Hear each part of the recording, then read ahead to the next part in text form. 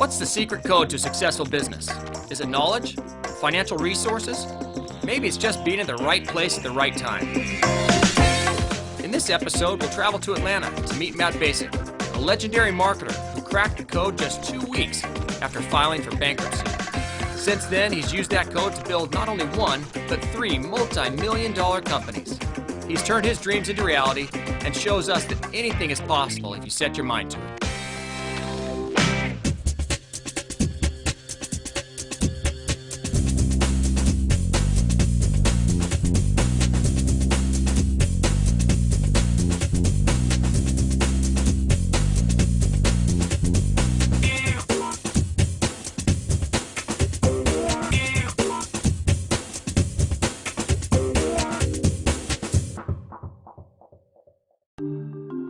I never want to say I woulda, coulda, shoulda. I want to live an unregretful life. Whatever is out there, I want to be able to say I experienced. I mean, I experienced everything. And Matt Bacak certainly is living life to its fullest. The son of several generations of steelworkers in Youngstown, Ohio, Matt was taught by his father and his grandfather the importance of job security and a good pension. Yet Matt had been bit by the entrepreneurial bug at a very early age. By the age of 12, he started a paper route and soon expanded that into a lawn care business. His grandfather encouraged his business desires by giving him the Wall Street Journal. His education into the exciting world of business had begun. I was educated in a little bit different thing, even though not from the school, not from anything else, but I was reading the Wall Street Journal. I was looking at these things. I remember when NutraSweet came out. I remember when Microsoft stock started soaring, and in knowing and looking at these things, and when all these different things started happening, and I could pick. I would say, you know what, that's really going to be huge. But seeing those things and reading that stuff. Matt developed a competitive side also. He started out playing football, but went on to greater victories in the boxing ring. By 18, he became the Golden Gloves boxing champ, the youngest winner in state and regionals. Today, Matt channels his competitive energies into his businesses. I've learned to use my mind instead of my fists. It seems to have paid off very well for you. So in the game of business, there is no second place, and you play to win. Because the only thing second place is the first loser. There is no other choice. And you know, I mean, you think about this. When you step on the field when you're playing sports, or you step on the mat, or when you step in the ring, when you get in there, and it's funny because when I was boxing, I would sit next to the guy I was fighting. You'd never know.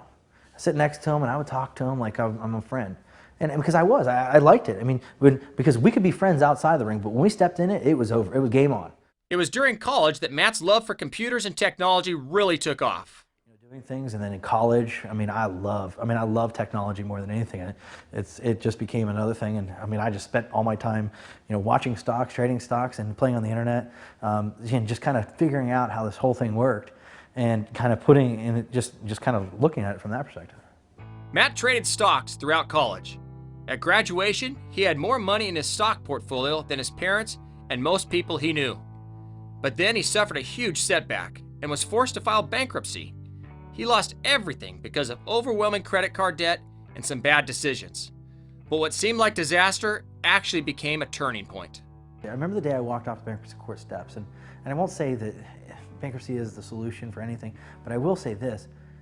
A lot of the thing was just, I realized at that moment, a lot of stuff was just up here.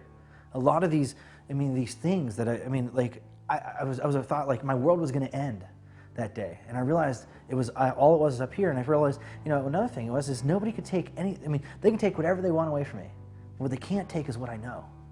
And at that moment, I was like, holy mackerel. And I'll tell you, I all of a sudden I got this huge inspiration, and I was like, I want to go make things happen. And I started taking off, and I started making things happen. I called my dad up 2 weeks later. I said, Dad, I cracked the code to making money. My dad's like, yeah, right, I just filed bankruptcy. Dads are going to be that way. And he's like, and I did. I started figuring it out. And the reason is because I said, if this is what the lowest low is like, then I can't imagine what the top's going to be. And I already felt what the bottom was like. So it's not like I got anything. It's like I already know what that's like. Let's go focus on the other thing. And I haven't looked back since.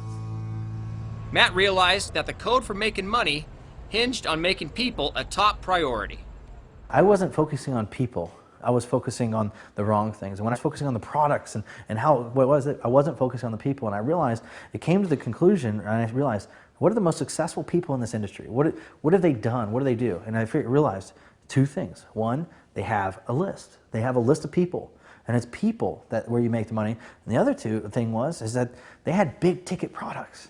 And I realized, these guys, they have big ticket products, and they have, they have, not only that, they have a list. And if I focus on those two things, I could be successful. Because, a lot of people say success leaves clues. And I figured that was a good clue or a good key in. And if I focus on getting people, then I could do whatever I want with them.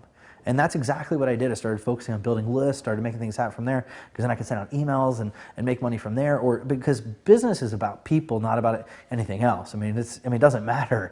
It's people buy from people. Matt knew what he had to do to succeed. To get there, he started by taking one step at a time. At the beginning, it was, okay, now let me just take care of my expenses. That was the only thing I thought of. But my first goal was to get to $1. Let me just make my first $1 online. Once I make $1, I know it's real. And then after that, my next goal was, let's get to $1,000. Because when I was, in the bankruptcy state, I remember coming home every day.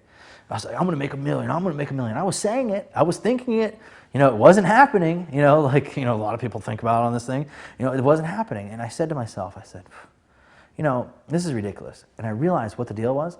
I felt I was getting depressed. I felt that I wasn't doing anything because I didn't make the $1 million. And I realized I need to cheer on the small victories along the way. I need to set smaller goals. So what I did was I said, okay, let me just break $1, and then let me break 1,000, and let me break 10,000. Then from 10,000 I went to 100,000, and 100,000 let's do $1 million, and then from $1 million let's do $1 million in a year. Let's do $1 million in a month. Let's do $1 million in a day. And I even got one of my goals is do $1 million in a minute. It's like, but so I started setting those goals, but I would cheer on the victories. And when I did hit those things, when I hit my first $1, I took myself out or did something special, even though it cost me more to do the prize, but I still did something. And then when I hit my first 1,000, then when I hit my 10,000, but all those little different things were like small victories to cheer along the way, instead of saying, oh, I'm going to try to hit this pie in the sky thing. But I cheered on the victories along the way to get to my goal. And I think that was that was huge for a lot of people to realize. Like, I tell people the hardest thing I ever did was make my first $100,000. Making my $1 million was easy. It took me, once I cracked the code to make $100,000, it took me less than 6 months to make my first $1 million. But I had to break that $100,000. For some reason, that $100,000 mark was the hardest. Once I broke it, the sky's the limit. So after 2 months, you basically told your dad you broke the code. You just mentioned again you just broke the code as far as 100,000. So what's the code for making 100,000 online? Well, well, for me, the easy thing was, it was really teleseminars. Back then, teleseminars weren't that popular. We were doing teleseminars. I would find, all I would do, and how I even did it with my first $100,000, did everything. I had a list of people. And what I did is I sent out emails, I did a teleseminar, and I had somebody on there that knew how to sell, that was a good closer. And that was very important to me, to find somebody that knew how to sell and that had a big ticket product over $1,000. Get them on the call. And when I get them on the call, they sell, and when they sell, I get a piece of that, But that was right there. I said, I had the list, I had the people, and I made the money, and I ran all the money, because sometimes people don't pay you. But I did it that way, and it worked. Once we hit 100,000, I said, oh, I just got to do this. I only got to do this 100,000 times, 10 times, and make $1 million. How easy is that? And in 6 months, I just kept on pounding it, and I found other different ways, to make it happen, and everything started piling from there. But the big thing is kind of what I was talking about: big ticket item and the list. Those two things. And if you have the big ticket item, other people have the list. If you don't have the list, or you build the list, or however it is. But the list is the key to the whole thing, because everything that I do is having those people, because you can sell them anything you want. During this time, Matt found his perfect match: his wife and business partner, Stephanie. After a brief romance, they married and have done everything together since then. With his business sense and her financial talent, they make an unstoppable business team. I was able to pull him back a little bit when he was going to go too far, but I could have never been that aggressive. So by taking it right to the edge, that pushing it to the limit, pushing it to the point where you go as fast and as far as you can go, just as fast as you can, as aggressively as you can. That's what helped us grow. That's what made him who he is. I'll write things down on a piece of paper. Say, here's what my gut says. And I write it down and won't show her. I said, what do you think? And she says, and I flip my paper over, said the same thing. We make good decisions. While the world, we've had people, I'm not going to say names, but people have told us, oh, you can't do that. That's not going to work. And her and I knew deep down inside, oh, this is going to work. Yeah. And using that power of our intuition together, nobody can stop us. Their hard work and great partnership has truly paid off. They have 3 multi-million-dollar companies with offices in 3 different states. When we met up with Matt, we had the opportunity of visiting his newest office.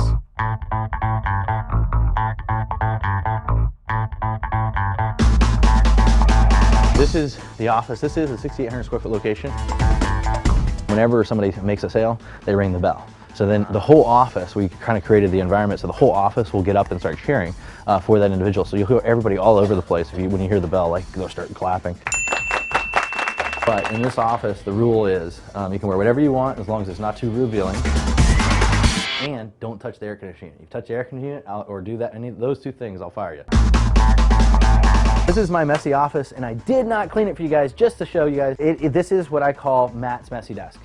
This is where a lot of the stuff is happening. A lot of stuff has been created, and I do know where everything is on this desk. All these are all things that people sent me. Sometimes they don't send me once, they send me twice to help promote their stuff. I'll get just stacks of things that come in from Federal Express. People want me to promote and sell. I slept underneath my wing at Oshkosh. It was really fun. I flew into Oshkosh, the biggest air show in the world. Most airplanes in one concentrated area than anywhere else in the world. I did a day where I flew from Atlanta to here in one day and then speak. Got on the plane that night, flew to Baltimore, and then spoke for Mike Filsame's event, and then flew home that next day. This is pretty much the model. Basically, online, what I'm doing is I'm driving traffic to a squeeze page. But after that's done, then they'll buy a product from us. And the X can be anything. It could be an ebook. So somebody will buy a CD or X, whatever this is. As soon as they purchase that, then we pick up the phone, and an assistant calls them and schedules an appointment with the sales guy. And the cool thing is we'll set up the appointment, and I'll kind of show you 80% of the people that ended up buying these things, 80% of them we'll get on the phone, we'll talk to them. If somebody goes online and purchases a product, if you call them right then, they already have their credit card out. You know? They're by the phone, you know it. They're probably by the phone where they just ordered from. So you know, and you know they're there. So, I mean, it just makes sense, because the hardest thing to do is waiting a couple days, they're not around, trying to play phone tag. So no, we'll call them. Then we'll call them, get on the phone. Either we'll get them on the phone, we'll get them to the sales guy as quickly as possible, or what we'll do is schedule the appointment. But we'll get on the phone with about 80% of the people, and then we'll get on, then over here, you know, some of them, not all of them will stick, of course. Some people don't do that. That's why we will always schedule within a couple days. We don't want to schedule way out because people will forget that. But these guys get on the phone, like our guys, they'll sell them a $5,500 product. They'll sell one every 16.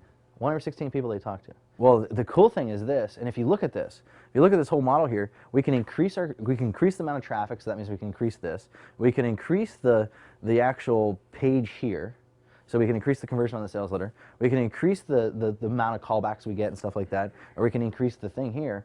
Another thing most people don't realize is you can increase the conversion by what's said on the CD. The actual content on the CD? The actual content on the CD. So where you know, because if the content on the CD leads them to the product you're selling, then it just makes sense. But the other thing, what most people don't see is they draw a line here.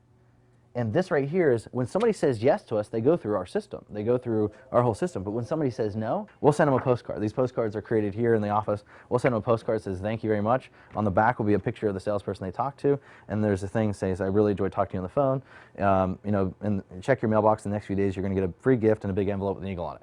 So we send them out this postcard. So you say no to us, we'll send you this postcard. We'll send you a free gift. So then the free gift pretty much comes in the eagle envelope. So we send them the eagle envelope along with a copy of the sales letter that we were selling them on the phone, the order form of what we were offering on the phone. We also sent them a stack of testimonials. So we have tons of testimonials that we have coming through, a letter from a customer. So we'll pretty much give them everything. So now what happens is, but we didn't give them the gift. That's our sale. So we sent them a copy of my book. So the free gift's my book, because remember I told you, one every 2 people that reads my book, we sell. Yeah. So let's give it to them. Let's get them to start reading it. They will start calling us to buy. I mean, literally, these guys start getting lazy. I mean, really, it's ridiculous. But the reason I did it is because what I keyed in the mind of the individual that we sent this to was a free gift and an envelope with an eagle on it. So now the guy can call back. So we can go back to this whole model here. Now this guy can call back to the nose and say, hey, you know, listen, you said, I mean, anyway, did you get that free gift? Instead of saying, you said no, you still okay with it? Instead, he said, hey, did you get that free gift I sent you? Think about the conversation you're in now. course. Oh yeah, he did. And plus, if you ever read Influence or something like that, you know, it's key, it's reciprocating. So we'll close. We actually cut. Instead of, remember, from here it was 1/16. At here 1/8. Matt's great financial success gives him the chance to enjoy the lifestyle he's dreamed of for his family and himself. Last year, the Bacaks moved into one of Atlanta's elite country club neighborhoods. Their home is completely custom designed to suit their every need. This is Madison. She's been held by probably more internet millionaires than any girl in the world. This is my son Brian. Anyway, we got 2 bars in the house. We got one upstairs. So what's your favorite drink? Mine? Oh, Irish car bomb all the way. And this is the kitchen. Everything's supposed to be covered. Like this is our refrigerator. And I had to do this because they all wanted me to do this. They bought a bunch of Rockstar just for fun. This is our room, our bedroom. It's kind of cool. This is our bathroom. Basically, I did have them put the rain shower in. So when I get in there, I turn on all of them and I have it spitting on my back, on my tongue. Take you through the closet. This is my side, and all those right there, I have never worn. I hate that crap. I don't wear ties. I don't like that crap. If they don't accept me in shorts and t-shirts, then I don't go there. That's just the way that it works. Now this area right here is what we call the kids' lounge. So it's where the kids can come and play. As we're about to go downstairs, it's not your typical basement.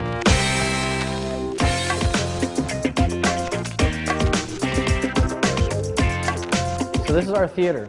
Now if you ever watched The 40-Year-Old Virgin, you know those guys playing on the games? I bought 3 of them.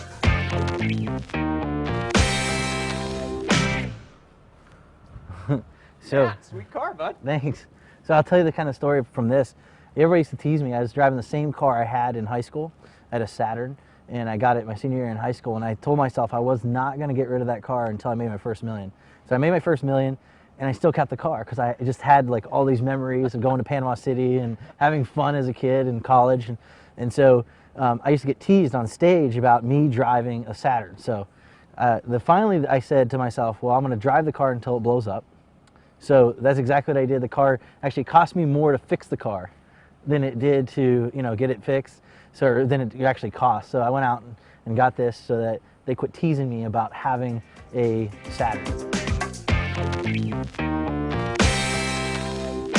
I think there's thinkers, there's talkers, and there's walkers. There's people that think about it, there's people that talk about it, there's people that actually go out and do it.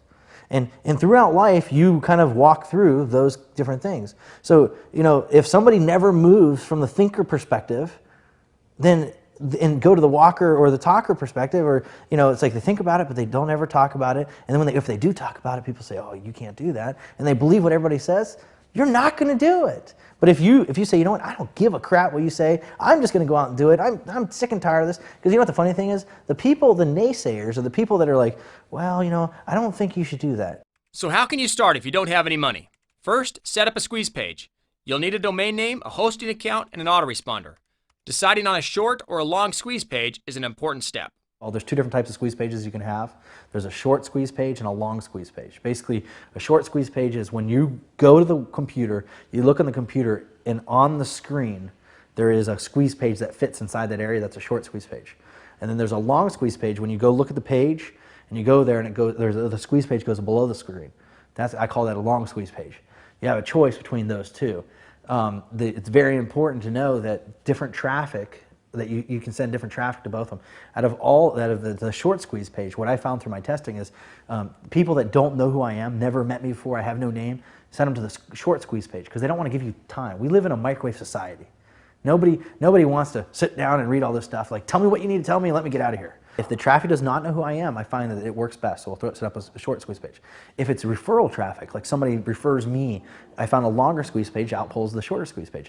So typically I'll usually set up for this, since nobody knows you, let's just say, and you have no money, you just got time, set up a short squeeze page, a page that's on there, and then basically a place for them to opt in, put their name and email address. You want to bribe them, ethically bribe them somehow, basically maybe give them a newsletter, maybe a free report, maybe an audio, videos work, whatever, give them something.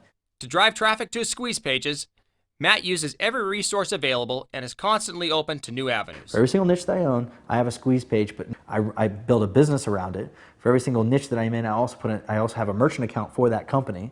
And then also on top of that, you know, and I just kind of build from there. But then all the traffic that I send to this squeeze page, I'll use Google AdWords, I use a Microsoft Ad Center, Yahoo Search.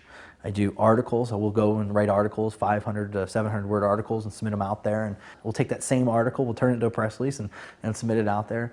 I'll go to Facebook. I'll go to, eBay is another great one we'll do. You know, go to other people's lists doing joint ventures, affiliates, and send out emails to them, offering them teleseminars, other people's teleseminars, you know, product services, affiliate stuff.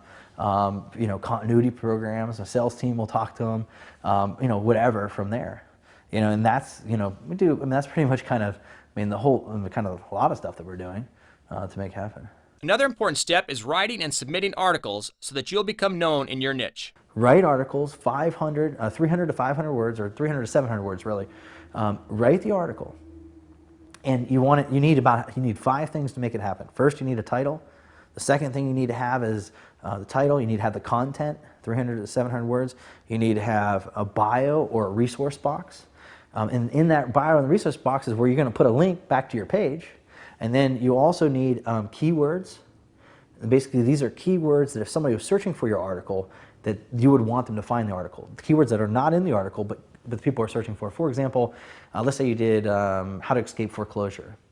And somebody searching to escape foreclosure, or wanted to find an article on escape foreclosure, or looking for that information, they might be searching online for We Buy Houses. So you wouldn't write about We Buy Houses in your thing. So you put We Buy Houses as a keyword. Somebody searches for We Buy Houses, they could possibly find your article, is what I'm talking about from that. And the other thing you need is a summary. Summarizing, 1 to 2 sentences summarizing your whole article. Now, once you have that and you take that article and you go submit the article, there's great places out there to submit your article. You can use Articles Pro. So you want to use like Easing Article. You want to use Search Warp's a good one. Article Alley. Just really the best thing to do. Just go online, go to Google. Google's your best friend. Go to Google, search in article submission locations. It'll pop up all the places, and just go there and start submitting your article. Now, the question everybody always asks is, okay, I got this one article. Can I submit that one article to all those locations? The answer is yes, do that. Now, the next question somebody always says to me is, okay, but what about duplicate content with Google and duplicate content? First of all, I'm going to tell you, there's more to life than just Google on the internet. Because you got to think about this. Okay, there is a possible duplicate content thing, but have I seen it? No.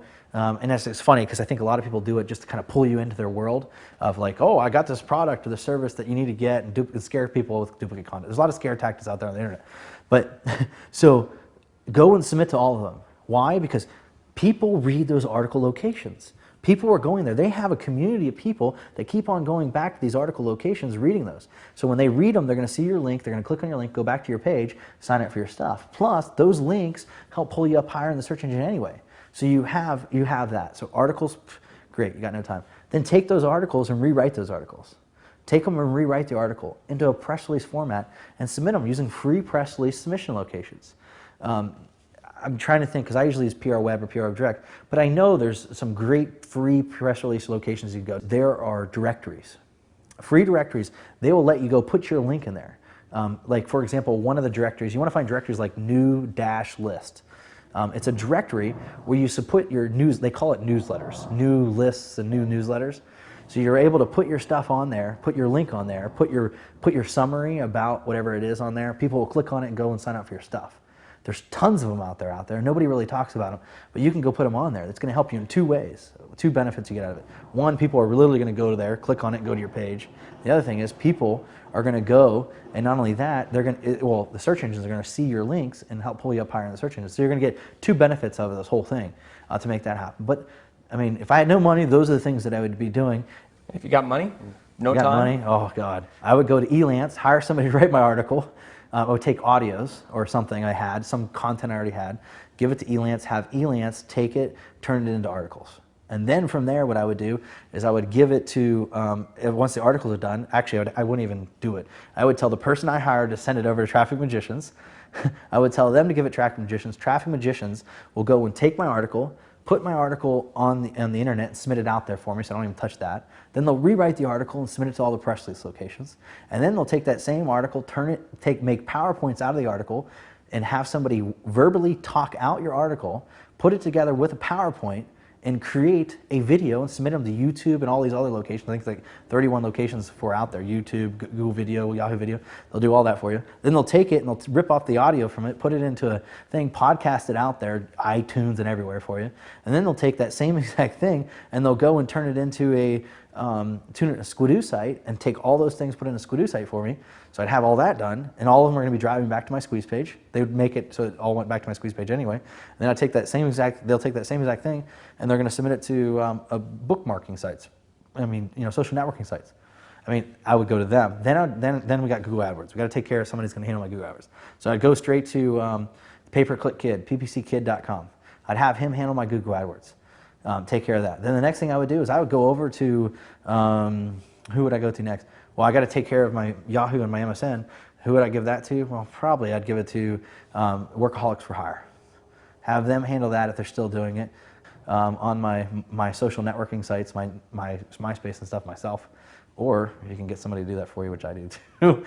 But you can have somebody else do that, and so you're on all these things. Everything's working from there. But and I'd also go hire somebody to write my copy for me and get my site up and do all that. I'd find a good direct response copywriter to do it, and maybe get somebody that knows what they're doing and upload it for you and get it all connected together. But yeah, and then you go hire. There's some guys out there that will write the email sequences for you. Now I personally like writing my own email sequences. I like writing a lot of my lot of my stuff. Everything that I do is my own personal content. But it's my articles. Like I use that same process I just told you, but my articles are straight from my recordings. So it's my content that's getting turned into the stuff, but somebody else is working on for me. Once your business is running, Matt stresses the importance of knowing your numbers, specifically whether or not you're profitable. When you're playing the game of business, you've got to look at the numbers. You've got to know the numbers. And I think that's one thing you kind of acknowledge, that I knew the numbers on different things. Why do I know the numbers? Because I'm keeping score. I know what the scoreboard says all the time. Are we here? Where are we at? I want to know exactly what's going on, because the numbers don't lie and the numbers tell stories. And it's very important for you to look and know, are you winning the game or are you losing the game? If we were watching the Super Bowl or the basketball game, how do we know who wins the game? We look up at the scoreboard and the scoreboard tells us. So if you're playing a game of business and you play to win, how do you know you're winning? You look at the scoreboard.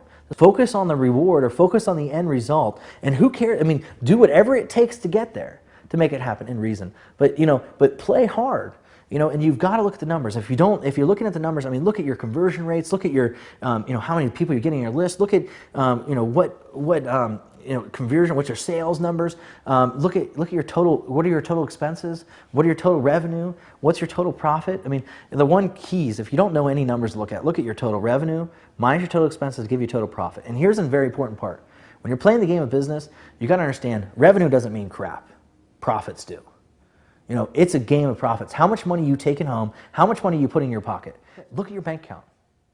Is your bank account where you want it to be? I mean, if you're winning the game or not. If you look at your bank account and you say, my bank, every time you don't even want to look at your bank account because it's like it really sucks. Guess what? You lost the game. You're losing the game now. And you got to do something to change it. But if you open it up and you look at it and you say, you know what? This is about where I want it to be. Let me just tell you something. There's a lot more out there. We live in an abundant world. There's so much more money out there, and don't get complacent. Matt has come a long way, and even he doesn't know where the top is. But for him, it's not about limits or endpoints. It's about setting new challenges and bigger dreams. I've got some goals over here, like I want to take a company public. I do know that. That's a big thing I've always dreamed of. I said the next time I buy stock, or next time I do anything with stock, is when I take my company public. And I've got a big goal of taking one of my companies public. I want to ring the bell on Wall Street. Just whatever you dream up, just make it a reality. Sometimes it takes money to make some of those things happen. And that's what making money is all about: is spending time with the family, doing what you want whenever you want to do it, having peace of mind, and just having fun.